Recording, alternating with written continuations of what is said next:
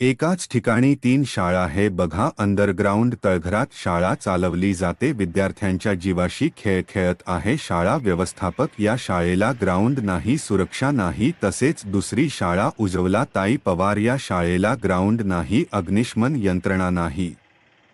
म्हणजे सर्रासपणे फीस घेऊन लुटणे सुरू आहे. तसेच पुढे अजून एक शाळा आहे, म्हणजे 200 मीटरच्या 3 शाळेला परवानगी मिळते.